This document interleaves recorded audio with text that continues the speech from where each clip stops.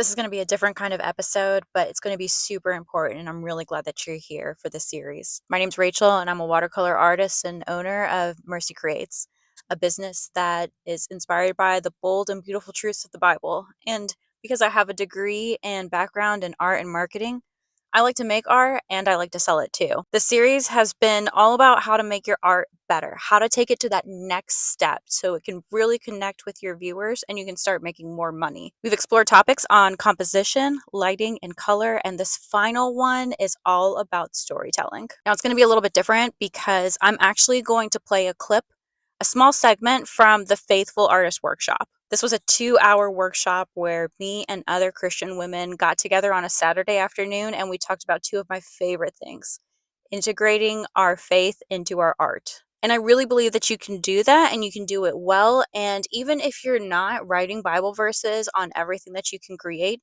it's still important to understand why you're creating, how you're creating, who you're creating for, ultimately, that capital W. We had a great time together, and I hope that this segment really encourages and inspires you. Before I share this section from the workshop, I do want to make you aware that I talk about a big loss that I experienced in my life. And it might be sensitive to some people who have been through something similar. I lost a friend, and she was pregnant at the time. So if this is something that is difficult for you to hear, please just watch it with caution or just skip to certain parts. You can see more in the chapters down below. And as you think about some of these questions, I'm going to catch my breath because we have time. And I'm going to tell you guys a story, another story. So this is one of my big art business regrets that I've had in life. This picture I'm showing you is of my friend Colleen, and she and I met in college. I showed you a picture of 2017 Rachel. This was 2011 Rachel. So, fresh, super young, little baby Rachel. And she has been such a great friend and encouragement. And I went to a Christian college doing an arts program. So at that point, it was like, okay, I think I can do this. I'm still learning the Bible. I'm getting the skills that I need to be an artist. This is going to be great. And a lot of you know that the arts isn't a very Christian-friendly place. So it was nice to have a friend who was also in the theater, drama, appreciative of the arts, come alongside of me and just be an encouragement to me. And I truly enjoy her friendship and love her. And a while, we graduated and our paths just kind of split. I got married, moved to North Carolina. She got married, moved to Ohio, and we would keep in touch as best as we could with Facebook and Instagram. But it wasn't the type of relationship that we had when we were, side by side with each other doing life. So she got married, and they were a few months into their marriage, and they announced that they were having a baby. And it was so exciting. It's just celebrating life and being joyful, and having that reason to celebrate is always so good. Happy for her. I did some pieces for her, and she was so encouraging of Mercy Creates. She had a few of the pieces. She was reposting it. She was just one of my cheerleaders. So one day I was trying to do like an Instagram story of like, what are some verses that I can do for the next few pieces? What are the verses that you guys want to see? Because while you're on Instagram and running a business, you want to try and have engagement and you want to have those stories and stuff. So she typed in Exodus 14:14, the Lord will fight for you. You need only to be still. And at the time I was like, okay, well, that's kind of cool. I get it. It's a great verse. It's encouraging. But it wasn't really one of the verses that was like, I can do this. This one really speaks to me right now.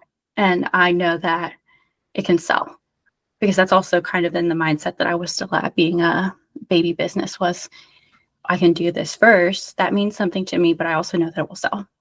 And this just wasn't one of them. And I was like, okay, well, whatever. I'll just shelve it for later. Maybe I'll come back to it. Maybe I'll do it.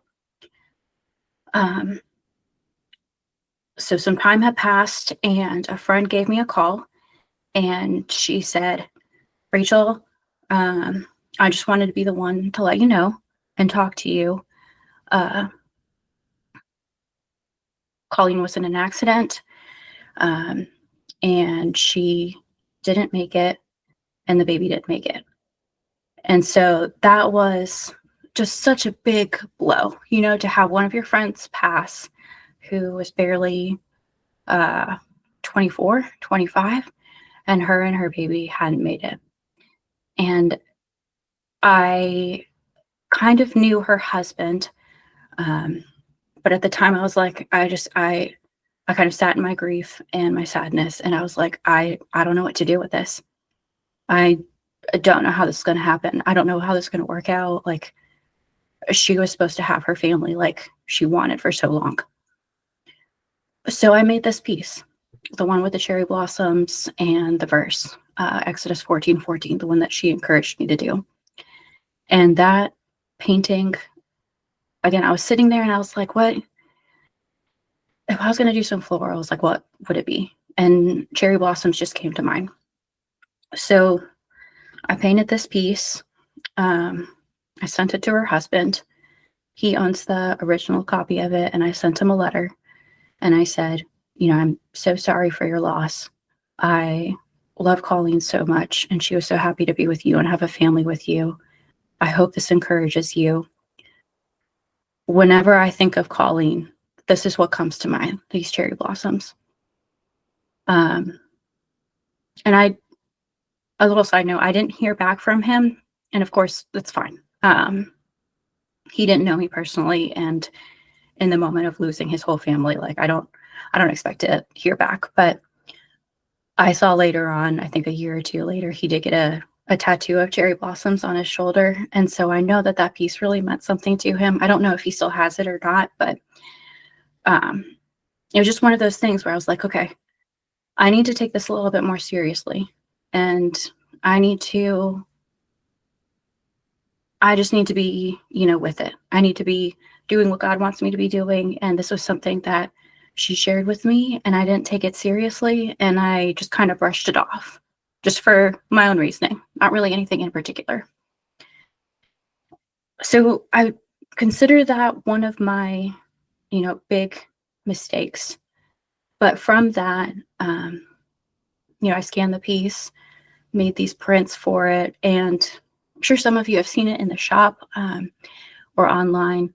It's one of the best-selling pieces that I have. It's one that's constantly selling out at markets and festivals and gifted. And I even had a friend commission this same piece to be an 18 by 24 piece. So I redid the entire thing, made it larger, made it, even more detailed. And it was one of those things where it was in that moment that I recognized and realized that God is faithful. He is the one to take the mistakes that I've made, and he's going to turn them into something even better. He'll use them to bless others. He'll use them to create new opportunities. Like, I don't know all the times that this piece has been gifted to others. I don't know that type of what's the word? Like, generational impact, or the repercussions, or the extra conversations that are going to be had because of this.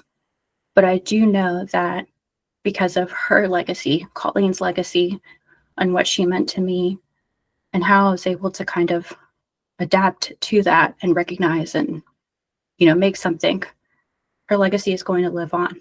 Even though it was really difficult to share that story, one of my big regrets in my art creating career, I really wanted to address the point that God has placed different themes and concepts and stories and people in our lives, and all of that can shape how we create and what we're creating and who we're creating for. I want you to take note of two things from that video. One, I was telling a story. I was telling a story that captivated you, didn't it? It made you interested in what was my biggest regret? What what is the meaning of this piece? You were interested in learning more, and I'm sure that your ears kind of perked up and you had a little bit more attention when I noted, I'm going to tell you a story. Storytelling is big, and I mean, Jesus did it himself. So if Jesus did it and is getting the point across, then I'm pretty sure we can do the same thing too within our art. There's a lot of research out there that talks about storytelling and how impactful it can be. Our attention is just heightened. We're more likely to listen when we hear that there's a story involved, and it connects better. We're able to kind of imagine ourselves in that situation and imagine, what would I do? How would I respond?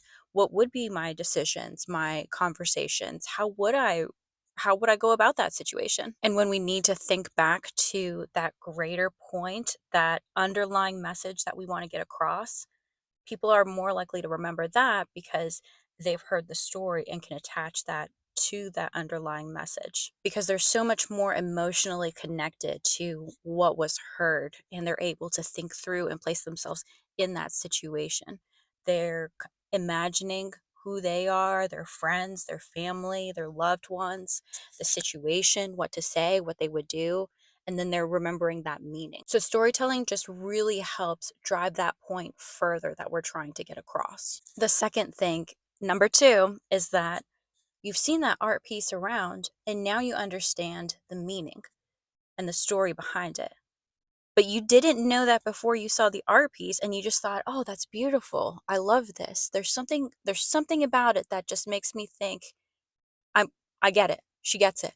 I want this. I want this on my wall. I want this art piece." You didn't necessarily need to hear that story before you connected with the art piece, because of the way that the composition, the lighting, the color, the wording, all of it was working in sync with each other and complementing each other. So when you heard that story, it made even more sense. You were much more connected and drawn to that art piece after you heard the story. But everything else was working in tandem with each other. One of the themes and concepts I've been able to identify in my life that God has written throughout it is the concept and idea of pain, of loss, of frustration, of grief, of sadness, and hopelessness. And while I don't like experiencing that, and I'm sure you don't like experiencing it, it's just part of our lives. And I've been able to use that to be able to tell the story through my art of, yes, there is painful moments, but it's not the end. God is bringing us through it, and there is hope, and there is light, and there is a future. So, because I've been able to identify those themes and concepts, I've been able to work them into my artwork. And I'm sure that you've seen through the color stories, through the lights, through the verses, through the gold leafing, it's not just moments of pain and grief and sadness and frustration, but it's recognizing it and then taking it a step further and letting you know and helping you to be encouraged that there is more. Like I mentioned before, we talked a lot about identifying those themes and concepts and stories in our lives and how God has been weaving them to help us tell an even larger story of his goodness and his glory. We talked all about that in the Faithful Artist Workshop.